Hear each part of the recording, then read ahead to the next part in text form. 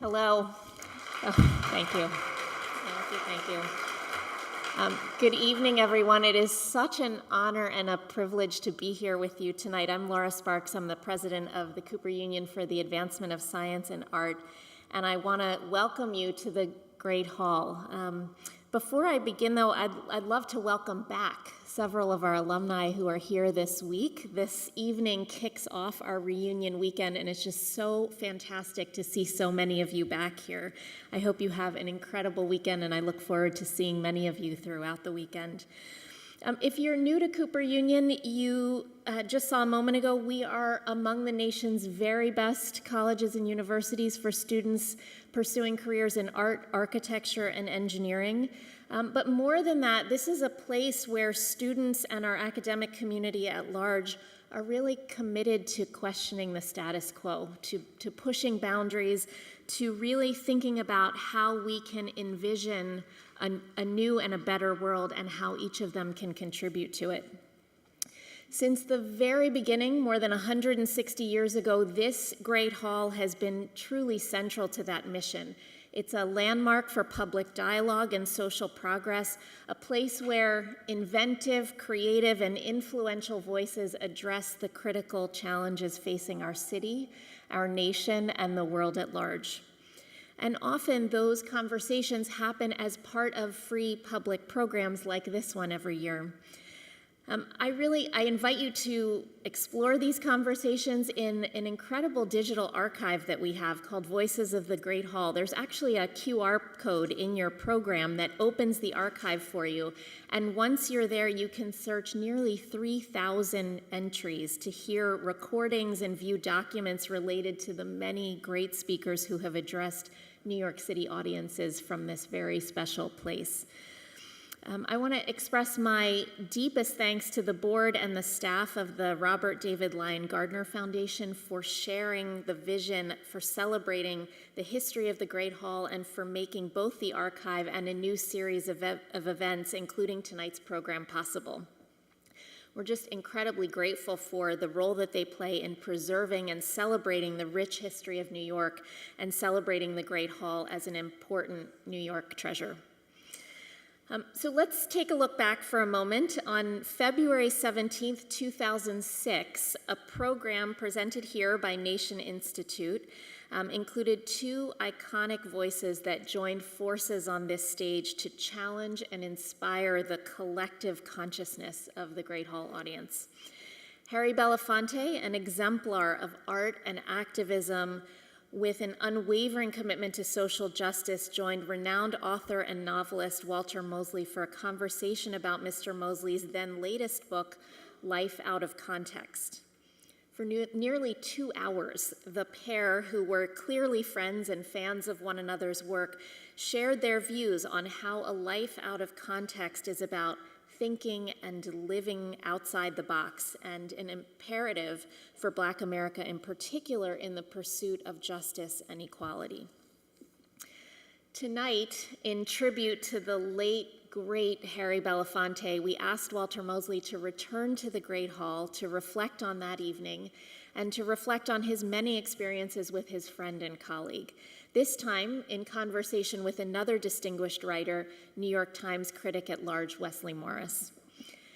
The intersection of these men, Walter and Mosley, here in 2023 to celebrate the legacy of Harry Belafonte is fitting. With more than 60 acclaimed award-winning works of fiction, nonfiction, memoirs, and plays, Walter Mosley has transported readers through striking narratives and unforgettable characters, demonstrating the transformative power of storytelling. With his keen insight and unflinching exploration of social issues, he's shaped the literary landscape and contributed to the ongoing dialogue of our times. In turn, the incisive commentary and criticism of Wesley Morris, a Pulitzer Prize-winning film critic, writer for New York Times Magazine, and co-host of the podcast Still Processing, examines popular culture while challenging conventional narratives. In fact, he earned a second Pulitzer Prize for criticism in 2021 for, according to the Times, and I quote, a set of searing essays that explored the intersection of race and pop culture with insight, acuity, and urgency. It's a testament to the enduring influence of Harry Belafonte that these two incredible individuals agreed to join us to not only remind us of the significance of Mr. Belafonte's contributions, but also to celebrate the indomitable spirit that drives us to confront justice, to champion harmony, and to inspire generations to come. So it is with great pleasure and great honor that I ask you to join me in welcoming Walter Mosley and Wesley Morris.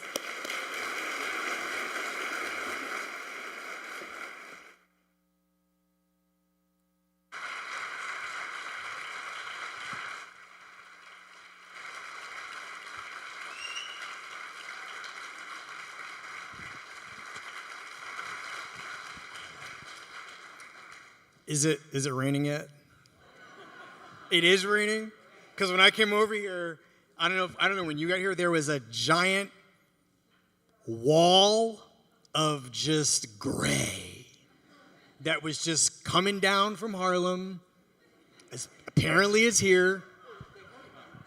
They knew we were coming. They knew we were coming, so they said, hey. Okay, let's bring the gray. Let's send some celebration down there. Thanks for doing this. Thanks for being here. First of all, I need to know how much of that night you remember being in this room with Harry Belafonte. Harry sat where you're sitting, and you sat where I'm sitting. And you guys, you did talk for almost 2 hours, including the questions. Well, it's easy to talk to Harry for 2 hours. You don't really have to say very much. I mean, one of the great things is Harry's from that other generation, who, believes that in order to describe something, you have to describe everything about that something, which, I mean, I didn't care. I mean, some people, I don't like it when they do that. But Harry was, he was such a genius. Almost everything that he said was worth the night. And, and I know, I mean, because I haven't rewatched it, but I know you have, and I know this is true. I would say, oh, well, that's really interesting. And, Harry would go on. And, and it was so great because he had my book, and he had it, and he was squeezing it, Yeah. He had it. It was a talisman, No, but he's, I remember just a long arc of experiences with Harry. I think that's how everybody remembers him, because there's so much. There is no beginning and there's no end of it. It's Harry. Well, what's clear though is that you chose him to have this conversation that night, because the way that I understood it before familiarizing myself with the conversation was that you were interviewing him, but that's not the case. Mm-hmm. He was interviewing you about this book. It was a conversation between the two of you, but the pretense was, or the pretext for your getting together was that you guys were going to talk about this book that you had just published. An important book, by the way. I don't know if anybody's read it. I'm going to give you the subtitle because it's Life Out of Context, which includes a proposal for the nonviolent takeover of the House of Representatives. Yeah. This was in 2006.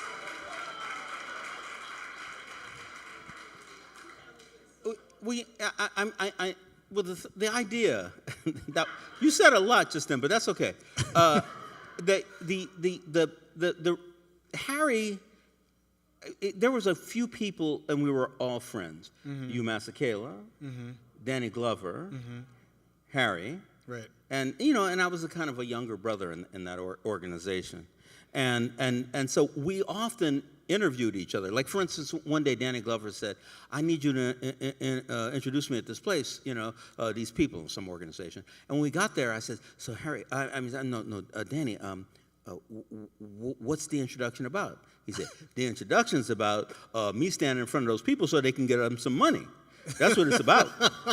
And it was like we always had fun, and there was a lot of truth going on. I said, "Harry, I wrote this book. I'd love it if you read it." And he liked it. And he said, I said, "Well, I'm doing this thing. You want to do it? And the Nation, Cooper Union." And he was happy doing it, and it was, and so and he had so much to say.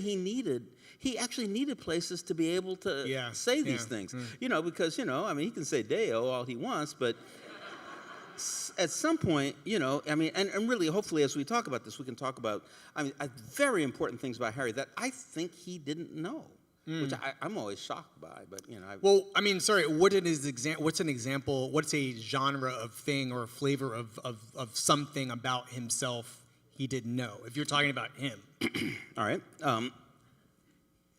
Martin Luther King was giving a talk uptown. Harry knew who Martin was, but never met him. He was in the church, with 5,000 other people listening to Martin Luther King talk, and Martin walked off the stage, and he walked past all these people, and he saw Harry, and he said, "Brother, could you come downstairs with me into the meeting room downstairs? I'd like to talk to you for a few minutes." And Harry said, I mean, Harry was in love. Harry said, "Yeah, I'll go." And they were there for 6 hours. Huh. Sounds right. And Harry, Harry told me, he said, "And Walter, when I walked out of that room, I was completely committed to Martin and what he needed to do and how he needed to get done, and I knew I was going to be there with him," all of which was true. The thing he didn't understand was that Martin saw in Harry everything he wanted to be. Completely free in a racial sense. He also was loved by everybody in the world. He would come out and sing, and people didn't care. And people hated Martin. I mean, a lot of people hated Martin. And I could never even get him to understand. I said, "Man, he needed you exactly as much as you needed him." But Harry would never accept that. Never. Right. He said he was the king and I was the follower, and it actually wasn't true. I mean, he was Martin Luther King, but he wasn't the. Harry wasn't the follower. He was. They were right there together. Well, what's interesting to me is you read anytime someone was writing about Harry or Harry was writing about his life, he had a great memoir called My Song. Came out, I don't know, within the last handful of years. But, there's this amazing realization that came to me in hearing him talk about his life in the civil rights movement, which was that he was a hub, right? His apartment uptown was essentially a headquarters for the movement, right? Like everybody who came to town came to that apartment and did the work. Especially Martin. Especially Martin Luther King. They did their work there together. Right. They planned like the March on Washington. They did everything together, and really many truths, some of which I don't think I can say. I mean, you can say it. No. Martin could share his life with Harry. Oh, I see. Because Harry was his boy. And that's the thing, right? Harry was his boy. That's they had a life together that was, that was actually real. And that's so rare. When like a lot of these political activists, left or right, they're so fooled by themselves that they can never be real. And these two guys, they were like completely real, and there had to be a lot of secrets there because you make one little mistake and it's over. Almost as bad as it is today. Yeah, but the stakes were way higher. Oh my God. Yeah. Oh my God. So we'll go back to this night between you and Harry in this room. Because in brief clips, I'm going to familiarize you with what you did and said that night. And one of the things that you offered at the beginning of that evening was the idea that this was in 2006. Maybe Barack Obama was a senator at this point. But you offer Harry Belafonte as a reasonable president of the United States, and Harry receives it this way. Here, Tim, can we have the first clip, please? First of all, the idea that he would even think about me in the context of being President of the United States is the greatest act of hostility.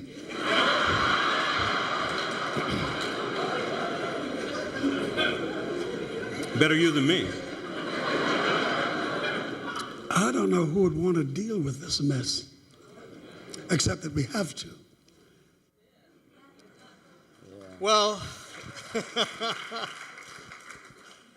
I mean, the way you set it up is like he was born in the U.S. Yeah, I hadn't realized. I actually thought he'd been born in the Caribbean, and I just learned, no, he was born in New York, so he could be president. Now, what would be a better president than Harry Belafonte? I mean, listen, there's nobody. No, not Obama, no Kennedy, nobody. No, I mean, Harry Belafonte is president? My God. Well, it's funny because when you say it, you can totally see it, right? Yeah. I mean, but it's funny because this leads the reason I would say, well, actually, is that I want to move to the next part of the evening. It's not much later than this, but there actually is a perfectly reasonable reason this man could never have been president, and it pretty much is in this clip right here. Can we have clip 2, please? I'll contextualize it. Okay. Thanks. But I've always looked at living outside the box. There's something about living inside the box that I find alienating. I find destructive. I find uninspired. And often when you live inside the box, you're living with a greater sense of acceptance of what is around you rather than challenging what is around you. And in order to challenge it effectively, I find I have to always step outside of it. Because the tools that you're given when you're inside the box are really not tools to help extricate you from it. It's tools that help you contain yourself and please those who keep you in the box. I mean, the box is the box. Yeah. The box is a metaphor for everything, right? I mean, because it's one thing, it's funny because initially it's pretty deep to hear it come out of Harry's mouth, but, we use that phrase so much. It's a cliche now to think outside the box, to live outside the box. But for Harry Belafonte to offer it in conversation with you as a kind of life philosophy, right? Like as a way of being in this country and in the world, it means that he then is making himself responsible to living a life that really could never result in his being president. Because the box, according to him, is the truth. Well, yeah, it reminds me of that of a moment. He was telling me this one day. He was very critical of Obama. He loved Obama, but he was very critical of him.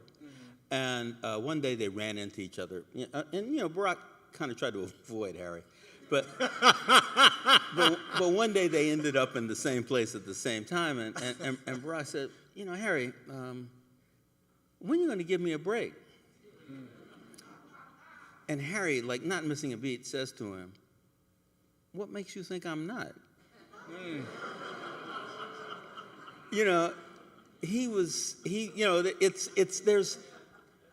That's who he was, who he is. I mean, he's a guy who understands, he understands how things work, and he's not afraid to say it.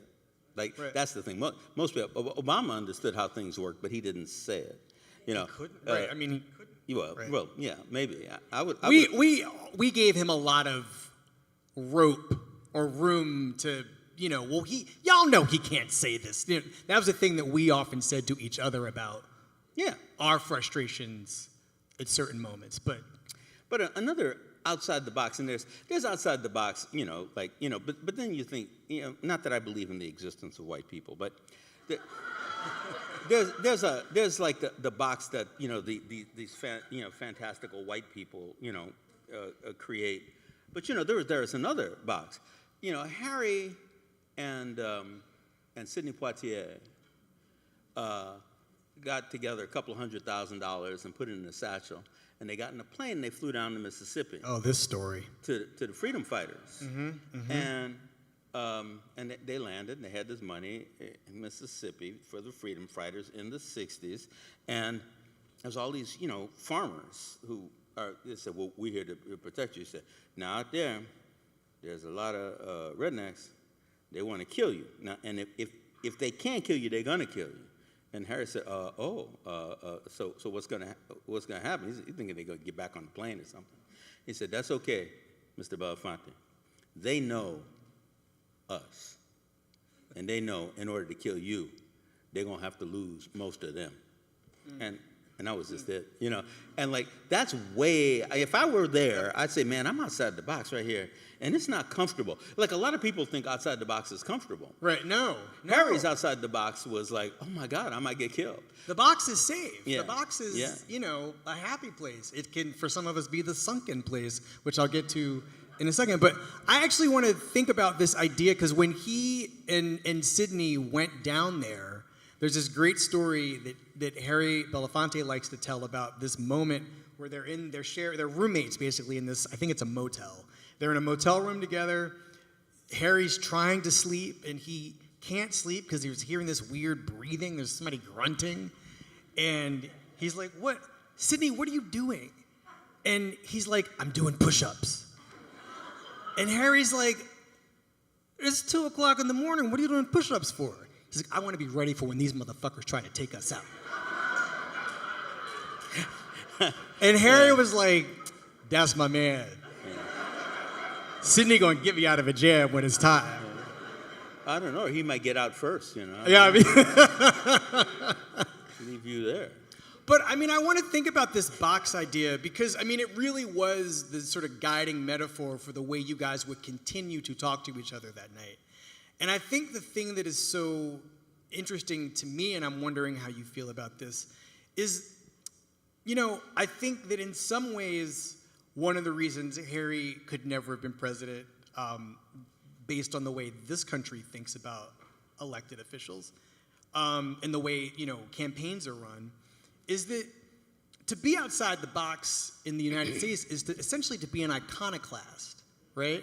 To think not only for yourself, but to think that there is a meaning to challenging the way things are conventionally done. And I'm wondering if I don't know, what is coming up for you? What had been coming up for you, if you can remember that night, and thinking about this pretty common phrase that seemed so much deeper when he was thinking about it and applying it to his life? Yeah, it's such a hard thing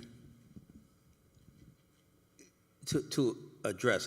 Harry and I never talked about it beyond what we did that night, but the reality is, running for president, you don't have to win in order to win. Right. If you ran for president and it was serious, then you've won.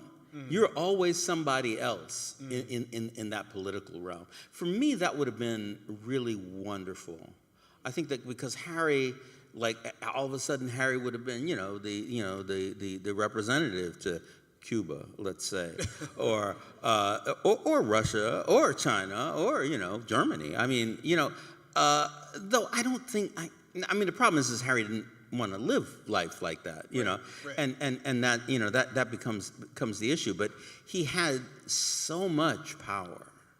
I'm just listening to him talk, and when you listening to him here, he said, he was just so smart, and it was like, it was amazing. It would be so wonderful to have somebody who is, one, incredibly intelligent, and two, not afraid of being intelligent. Right. No.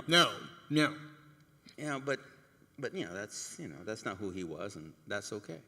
But I think that, he goes on to continue to think about what this box is and what it means to live outside. And I don't know if you remember this. I didn't have a clip for this, but at some point he starts talking about what he was talking, all of the sort of truth-telling he wanted to do about Colin Powell and the weapons of mass destruction. And this idea that Colin Powell was trapped inside the box and couldn't get out. They should have buried him, man. I'm sorry. I mean, he's such a motherfucker, man. That whole thing that, we knew that there was weapons of mass destruction because you put down the sonar and there's a yellow thing comes up. I mean, it could have been an ice cream machine. You know, right. I mean, it's like, you know, he was lying. He knew he was lying. He did it so we would attack Iraq, you know. We listen, I mean, Saddam Hussein did a lot of things wrong, and so did every president we've ever had. But the problem was that Iraq didn't have anything to do with the World Trade Center. Right. It was Saudi Arabia. We never did anything to them. You know, I mean, it's like, you know, and it was, and really, you weren't supposed to say things like that because he was black and he had a job. You know, right. I know. It's yes, like, you know. you cannot, black on black crime, do not attack a person with a job. You just can't do it. But Harry was outside the box. Oh, yeah. And part of the iconoclasm that I kind of want to think about is, you know, in some ways, the way he was thinking about what his duty as a citizen was, his duty as a black man, was that he was thinking about Colin Powell in this particular example as, you know, this was a black man thinking about it, a prominent black man thinking about another prominent black man. And I believe the thing that he said to a journalist at some point, or maybe he was on a panel, I don't know, but he essentially likened Colin Powell. He said something along the lines of Colin Powell is serving his master well. Yeah. And he was that kind. was the thing that got him in it. But that night he was like, got me on CNN. Yeah. Everybody heard what I said. No. I mean, it was true. It was him. He had the same issues with Condoleezza Rice. Right. You know, it's like, I don't care if they're black. Shit, there's all kinds of black. You know, Harry, you know, when the Rwanda thing happened, it was interesting because Harry would say, he said, look, I did not believe that black people could slaughter each other the way white people slaughter each other and black people. And so the thing is, like the day of the ceasefire, he flew to Rwanda, and he landed, and he was Harry, so he was met by a colonel he explained to her, he says, well, it's a very tall, extremely beautiful colonel. She was going to show me, you know, and I said, oh yeah, well, because it was Harry, you know, but he, you know, he explained, he forced himself to see the bodies, to see the dogs eating the bodies, to see the children, you know, wandering among the bodies looking for their mothers and their fathers. And you know, because he had to know it. You know, he had to, you know, because other people go to visit, I mean, they go to visit countries, but, you know, they go to Ukraine, but they don't go visit the bodies. You know what I mean? That's another thing that he was. That's who should be our president. You know, that not the guy who says, well, I went to visit the president of that country. So I'm not interested in the president of that country. You know, there was bodies, you know, lying as far as you could see. You know, and he talked about it. He was very moved by it. And I think that there are all these, they're not contradictions, except for they are. You know, that. How do you mean? Well, everything he did proved that he should be president. You know, right. I see what you mean. Everything he did proved that he did, but it proved to him that he couldn't be. You know, and couldn't challenge it. You know, and of course, you know, the problem with the American political system, it doesn't accept challenges. Right. You know. I think he also seemed to be thinking of the presidency as another box, right? I think that he sort of, I mean, because his reaction to you saying that, I mean, I don't know how you meant it, but it was clear that, like, you were giving him a moral authority that was somehow the opposite of the way he understood the job to work. Yeah, I mean, I was giving us a choice. It wasn't Harry. It was us. We don't have to have these people who, I mean, the only person really in my lifetime who's became president and jumped out of the box is Trump. And I'm sorry he didn't fall on his head. That's a jack in the box. Yeah. He's way out the box. I mean, whoa, what box? Was there a box? But his out of the box, is a reactionary move, but it's up to us. It's not up to our president. It's not up to our, the people in Congress. It's up to us to be able to believe in something more than we're allowed to believe in, which is the box. And that's why I brought it up. I know Harry's not going to run for president because he didn't have time.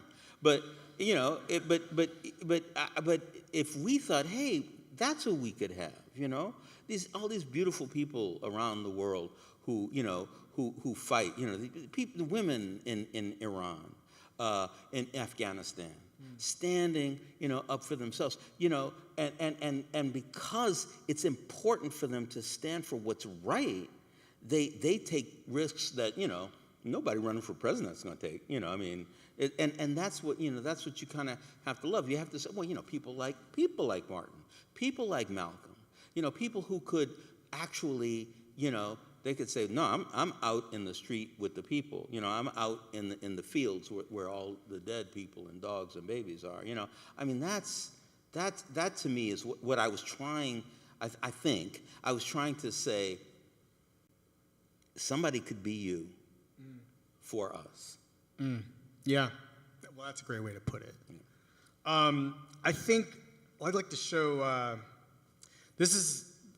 I think people might have come to this event that night knowing what one of the ideas in your book was, which is this idea, and it was really a sort of provocative, ruminative, it's not a notion, it actually makes a lot of sort of historical, moral, philosophical sense, which is basically that black people, if they really want to do something to change aspects of this country, should consider, or not even consider, just we should leave the Democratic Party, form our own party, and fuck the Democrats.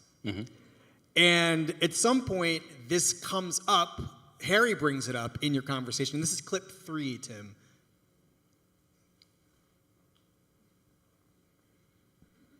There is no loyalty that the Democratic Party has ever known from its constituency as they have known from the black community. We are the most loyal. We vote with the greatest consistency. In many places, the party wouldn't exist as a power force if the black vote had not been so generously evidencing itself. And yet, that constituency, the black people, are the least rewarded by much that the Democratic Party does consciously.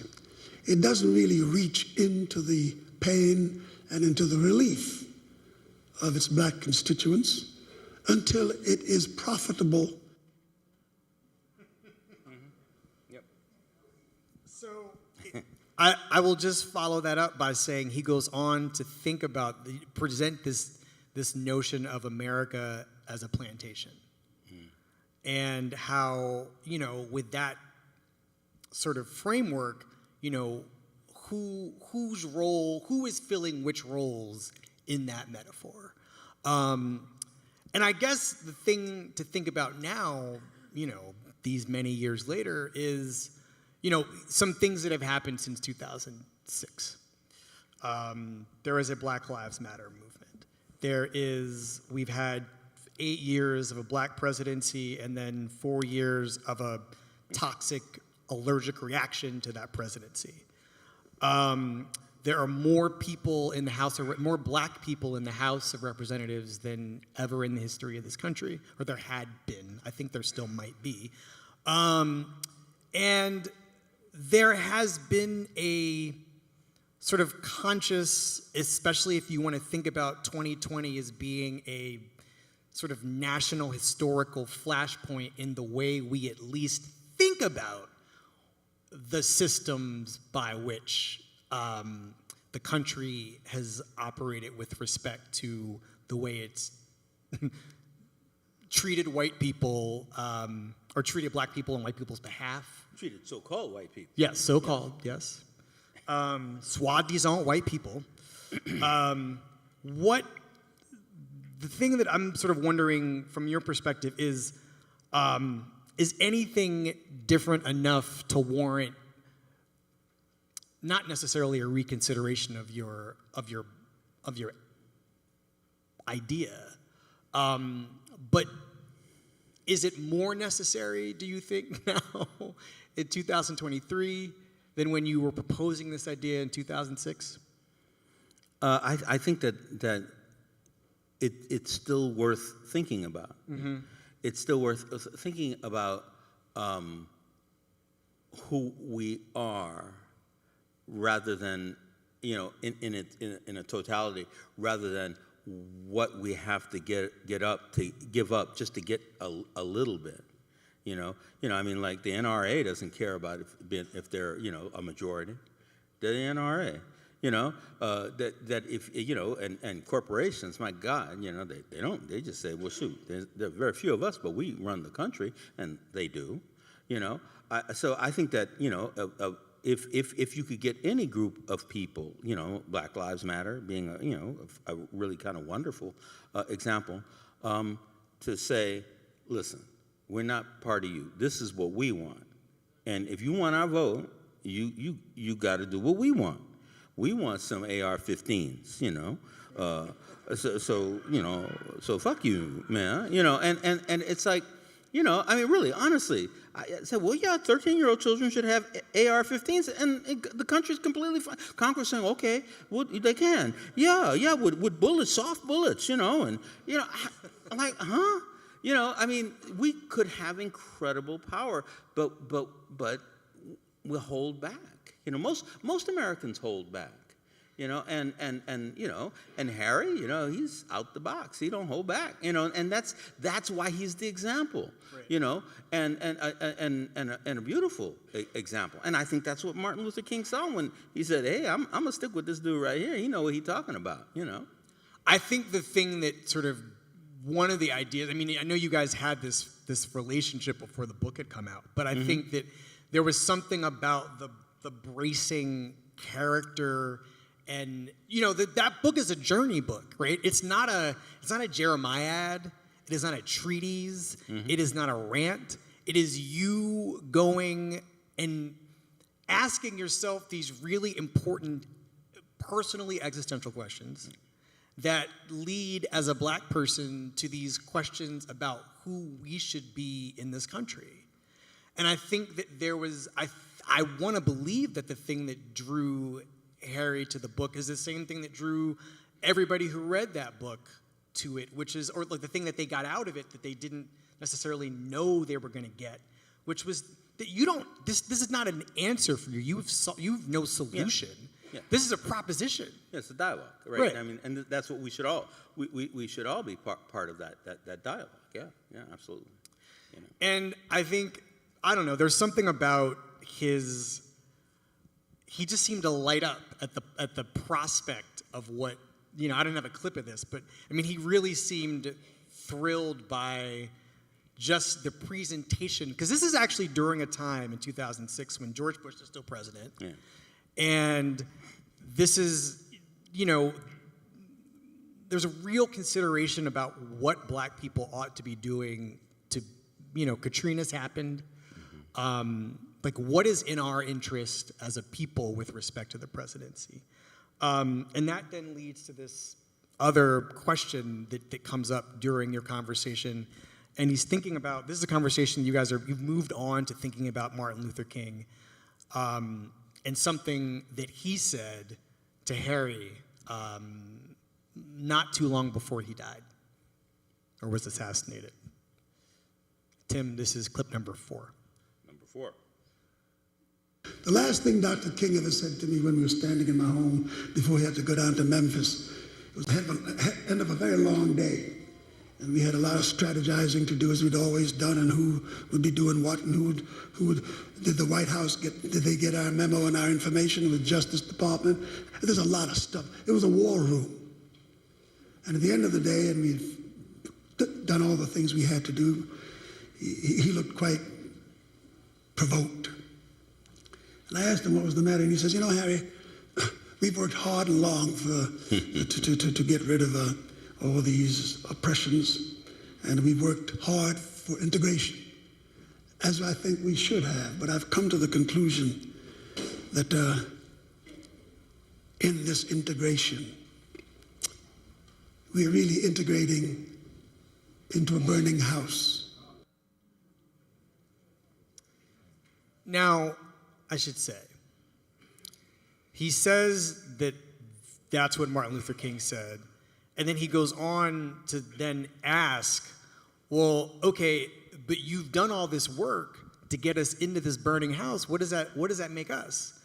And his answer was that, Harry says to you, we have to be firemen. Martin says to Harry. Yeah, yes. And Harry says to you, we have to become firemen. Yes.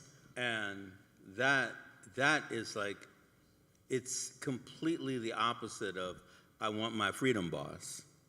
Right. It's like, boss, you need some help. I'm going to put out that fire, and when it's over, things are going to be different. And I think that is, that's, all of it. You asked me why I asked Harry. Who else could I talk to about this? Really, it was true because, he already knew all of these things. I wasn't pretending, when I was around Harry. I'm doing another event uptown. It's called Thriller Fest, and somebody asked me about, well, do you consider yourself an activist? And I said, well, no. I write books, and we have talks. So I'm kind of, activist adjacent, but I'm not an activist. I'm not out there, like Harry, like Martin, like Malcolm, like Sidney. People, they were doing, like UMass Akela. When UMass Akela started talking about South Africa, when he had to escape. This is like, it's an amazing thing. So, I'm not trying to say, and I would never want anybody to think that I'm trying to, teach, along with or to Harry, because that's just, he was an extraordinary human being who was, and I don't know how strongly I can say that, he was completely free. Completely free. And it had nothing to do with him being Harry Belafonte. One of the stories I was saying backstage was Harry and I were in a plane flying from you're going to tell them? L.A. to New York. And I get out of we just sat together and talked, and we get out, and I had a car waiting for me. He was supposed to have a car waiting for him. His car didn't come, who knows why. This young woman, born in America, Jamaican woman, Jamaican parents, young, 20s, she's, has my car. I said, Mr. Mosley, your car's right here. He's just coming up. And then Harry starts talking to her. And he's talking, and he's talking. And he's talking, and I'm looking this way, and I turn back, and Harry's getting into my car. And he's driving off. And I say, excuse me, wasn't that my car? Couldn't I at least go with Harry, And she said, oh, no, Mr. Mosley, don't worry, your car's coming. It'll be here in 2 minutes. I just put him in. And I said, so you like Harry Belafonte, huh? And she looked at me, completely honestly. She said, is that his name?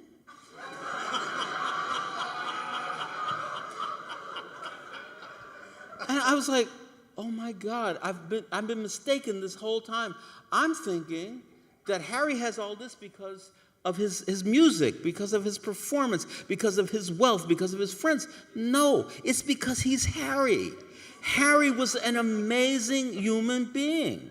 And it's hard to even get there. You know what I mean? It's like, I told her, I said, look, when you go home, your mother's Jamaican. She said, yeah. I said, when you go home, tell your mother who you put in the car today.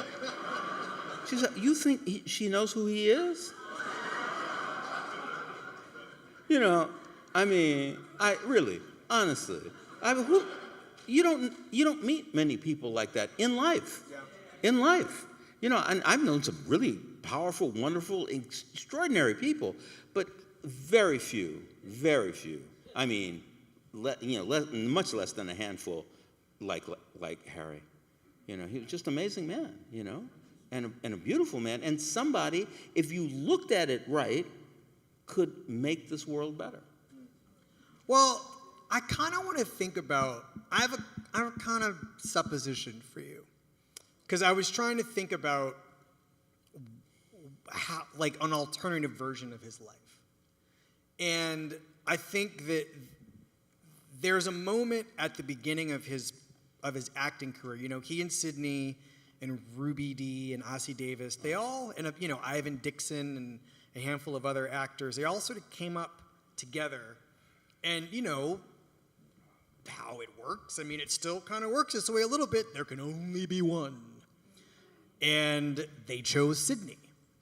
And, you know, there was a moment, because, you know, I have this sort of theory about Hollywood, well, not just Hollywood, but it's especially useful in Hollywood, this idea of a market correction, essentially, where there can only be one, it's not just black people, but like there can only be one flavor of thing at a time. Like you can't have Mark Harmon and Tom Hanks. So Tom Hanks wins. And so Harry and Sidney are kind of coming up at the same time. And the racism of the market kind of means that there can really, really only be one person. And I actually think that I wonder how different things are if the reverse had happened. And Sidney had Harry's life and career, and Harry had Sidney's. You know, because it's kind of inexplicable in some ways, right? Like Harry makes a handful of movies. They're, you know, he doesn't have the career. They're not going to, it's clear at some point, and he admits this, they're not going to give him the career that Sidney is clearly on the track for, and he won't take the roles, he won't do the acting that Sidney was being asked to do. And in his mind, Sidney, his best friend in the whole world, was for a lot of his career doing the master's work. That's the way Harry thought about Sidney. He was right. I mean, Sidney's still great. Let me try to like, because I think you answered the question in the question you're asking me already. But part of it is like saying, well, what if Muhammad Ali and Sonny Liston were just flip places? Well, that would never happen. Right. Yeah, because Muhammad Ali is Muhammad Ali, and Sonny Liston is Sonny Liston. And I love Sonny Liston. I think Sonny Liston's a great American hero. But Muhammad Ali is the world's hero. Is the world's hero. Harry Belafonte was the world's hero. The idea that Sidney took anything from Harry is, you know, listen, Harry, people knew Harry everywhere in the world. He can fly to Rwanda, you know, like right after the war, and they'll say, oh, well, we're going to show you around because, you know, and I think that that's the thing. Harry made a movie. They've made it again, and I always forget it. You know, it's about two men and a woman after the world is, you know, over, and the men fight over the women. Now, Harry made that film, and they did all the love scenes with him and the white woman, and they did all that stuff. And at the end, the director said, you know, we shot it all, Harry, because, you know, we know you wanted it and she wanted it, but let me tell you something, it's not going to be in the movie. And that's when Harry made the decision. Harry made the decision, well, I want to tell the truth, and you want to tell a lie, you know, and so I will have to do something else. But, you know, what else he did made him a much Yeah. bigger player than Poitier is ever going to be. And I love Sidney. I mean, really, I love Sidney. You know, I like the movies he does. I like him. His dignity is just extraordinary. But it's not what Harry had. It's not this. Right, yeah. These 4 clips are more than really. I'm really, and I know a lot of people probably love Sidney and stuff. These 4 clips are more than anything Sidney did, and it is. Even though he went down with Harry to give the money, in his heart he had it, but he had to follow it, and Harry was always going straight. Yeah, forward. and Harry was always on Sidney about that. Well, too. yeah, when he would Right. go to the Reagan White House, he'd say, "Man, what the fuck is wrong with you?" Yeah. That's Ronald Reagan in there. You know who that is? Remember, Mary Brocky used to say, Reagan, Reagan. I love that, It's like, because he was talking about, the thing in space that finally destroyed the Russians without shooting one shot at him, Well, I mean, I want to sort of think about this idea. We have time, by the way, for 4 questions. 4 short questions. There are two questioners on either microphone, so just think about it now and make your deals with the seatmate or whatever. With the double. But I kind of, before we turn it over to audience questions, I just want to sort of I want to go back to this idea of the box and iconoclasm and what Harry kind of came to mean. Because during this conversation, one of the ways that you were sort of thinking about Harry and thinking about the sort of the trajectory of black people in this country was, I think, your idea of a black political party was really about doing something that has still never really happened, right? Which is black stewardship of this place. Mm-hmm. And what would be different? What could we do if it was us truly making the decisions? And that was something you supposed that night, and you and Harry talked about it. Mm-hmm. And I'm kind of wondering where you are in that imagining of American government, American leadership. What does that look like to you now? I am an optimist. I mean, it really is true. I don't think of myself as an optimist, but then when I look at what I do and say, I feel optimistic. I was with a friend of mine, a woman, she's younger, I don't know, in her 30s, and Black Lives Matter was happening. And she was like, "Oh my God, this is crazy. I think the whole world is falling apart. America's about to end." And I said, "You missed the Watts riots in '65, I can tell." Because in the Watts riots in '65, number one, the only people rioting were black people. The only people getting killed were black people. The only place getting burned was our neighborhood. And they punished us for a decade after that. And so when I look at it now, I'm going down this, because I was driving up and down the streets, in L.A. with Black Lives Matter, and it's like there was all these white people and Mexicans, and I said, they're really political, really pushing. And I thought, we've gotten maybe, not a lot, maybe another 8% toward a place where we can begin to think.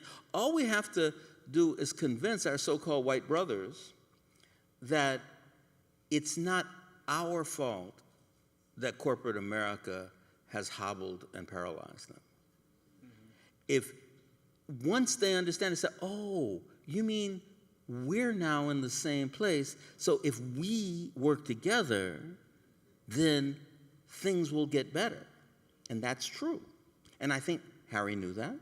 And that's why, because he had that whole organization where he would take black people and white people all over the country. Oh, yeah. And he took these black kids to Appalachia. And he was showing them, and because everybody loved Harry, so it was kind of safe. And he was introducing it. And when it was all over, this young black kid came up to Harry and he said, "Harry, I don't think anything's ever going to work. I don't think we're going to be able to fix this shit." And Harry said, "Well, why do you say that?" He said, "Well, look what they do to their own people." And I was like, that was Harry's genius. He had this kid who thought that only black people had trouble, feeling sorry for white people. He said, "Damn, look at them. Is that a house or just something fell on the ground?" He said, "That's a house." And I really, there was a beauty to him that I mean, because a lot of people felt bad when Harry died, but I don't think they know what they lost.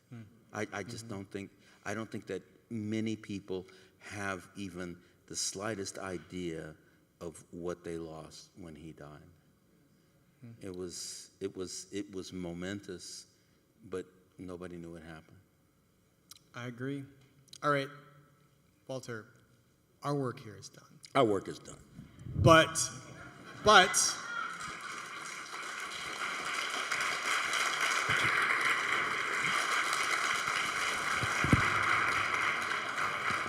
Walter is here to be questioned further by you. So we've got room for 4 questions. But no speeches. Oh yeah, actual questions. They end with a question mark. Start? Oh yeah?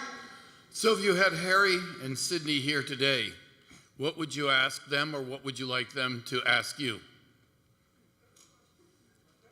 Wow. I'd say That's first. a question. It is. I'd say, "I'm sorry, sir. I'm sorry, Sydney. I didn't mean to say those mean things about you, because you're one of the most beautiful men I've ever met." Listen. I would simply ask Harry. I would ask Harry. I said, "So, what I'm saying is it true or is it not?" And then I would just sit back and listen, because I think that he would reinterpret the things that we were talking about and make them more concise and say, well, and then we could do this, and then we could do that, and then we could do this.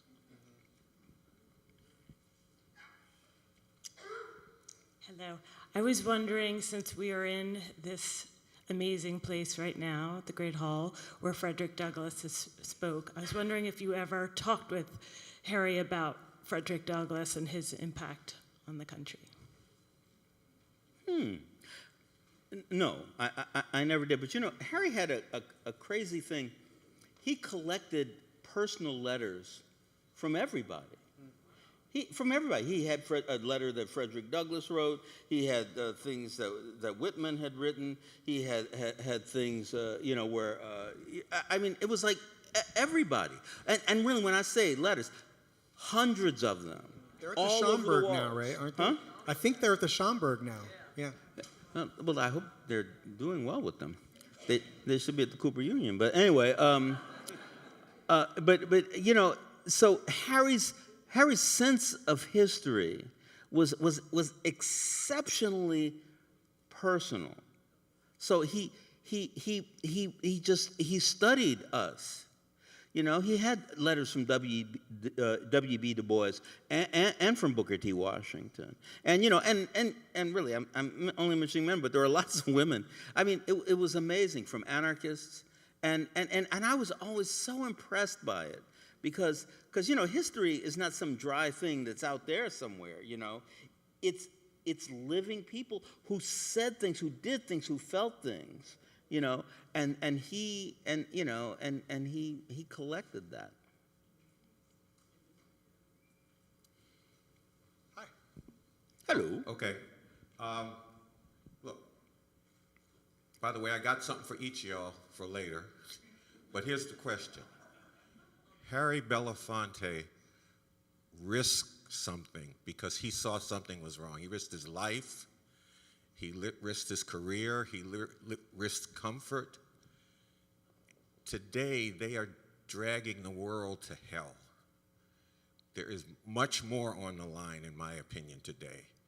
And is the challenge that needs to go to not just the people on the stage, the people in the audience, that we got to risk something.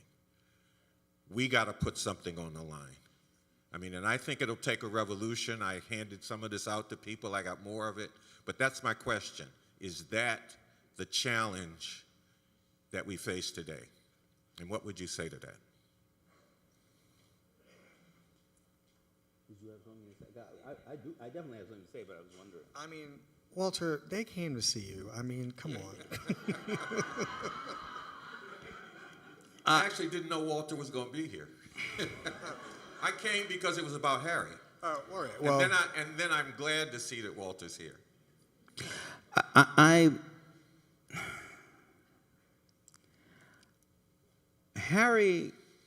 Harry's place in life was enlightenment. And whether or not we need this revolution, I really actually can't answer that question. I mean, not that it's a question for me to answer, but I know that what Harry would say, if you could see what I see, everything would be different. I think that's what he would say. And, you know, because he didn't have a great deal of anger toward people. He had anger toward their ignorance. And so, just, like a brief little story, Harry once went to a place where he was supposed to perform. It was in the 50s. It was a place where black people didn't walk in the front door. The guy who was guarding the front door said, "I'm sorry, sir, you can't come in. This is an event tonight." And he said, "Yes, but will they expect me?" He said, No, there isn't. And so Harry said, "Okay." And he sat down. And they were playing this music because he was supposed to enter. And they kept coming to the place where he was supposed to enter, but he didn't enter. And so then they went down again, and they did again. And they did it like 8 times. And finally, this lady runs out, and she goes, "Oh, what?" And she goes, "Harry, what's wrong?" He said, "Well, I'm having a dispute with your man at the door. He didn't want to let me in." And she said, "What's wrong with you? I'm going to fire." And he said, No. We need to fire him. He said, "Bring him in. Let him hear the show." And he went in and he did the performance. I think that's the world Harry would want. That's the world Harry would want. Now, whether that's the world that we need to work toward right now, I don't know. I don't know the answer to that question. I just don't. I think we would never put it this way, but we're death penalists now. And there's no place really for that kind of subtlety, right? Mm-hmm. Like, you have to die. You have to die some kind of death. Like, you may not have to leave the planet, but we'll take your career. We'll put you in a box and never let you out and never give you an opportunity to reform yourself. Mm-hmm. So what happens? You go and become a Proud Boy or, storm the Capitol. The lesson that you learn from this offense that you've, some mistake you made, some actual racism you've committed, is we throw you out. We don't reform. We don't tell you exactly what it is. I mean, Robin DiAngelo might beg to differ, but I don't know if that program's really doing any work either. I think that there's a way in which we are very comfortable treating each other as garbage and not as human people who fuck up. And to the other part of your point, the thing you're actually wondering about, how much farther we need to go, how much more revolution do we need to foment. Walter, when Harry was talking to you that night, he said something that, it just really struck me, and it was this. I think this is almost exactly what he said. He said, "If loneliness is the price you pay for the quest for truth, then I enjoy being alone, as long as the truth continues to reveal itself." And that really was the way he lived his life. He was on a constant mission. I mean, I guess there are all kinds of words you can, I mean, I'm using iconoclasm, this box metaphor, but really, it's just about telling the truth. And who can stand to hear it? No, absolutely. Yes? One more question. So on the topic of truth, Miriam Makeba paid a big price for putting truth into music. And I'm wondering what Harry Belafonte and Miriam Makeba learned from each other. What they learned from each other? Is that okay? Yeah. That question scares me. I really, I mean, I know that, you know, he and Miriam and also Hugh, they were all very close. And Harry brought both of them out of South Africa in order to create. He said what he did with her was he understood that she had a voice and also that Hugh had a voice. And these are voices that America didn't know. And he wanted America to know it. Now, how she was feeling, I don't know. I never met her. You know, and I you know, I don't know. But I think that when you look at the relationship, I mean, Harry had very complex relationships with all kinds of people in all kinds of ways. I mean, their relationship was complicated. Yeah, and it's just, I mean, Harry's just amazing. I mean, really, he's so much more than me and most people I know. That. And this is intellectually, it's sexually, it's I mean, all this stuff. I mean, he was an amazing person, amazing. And so even if I knew everything about him, I don't think I would know very much about him because I would have to understand it, and that's a little bit beyond me.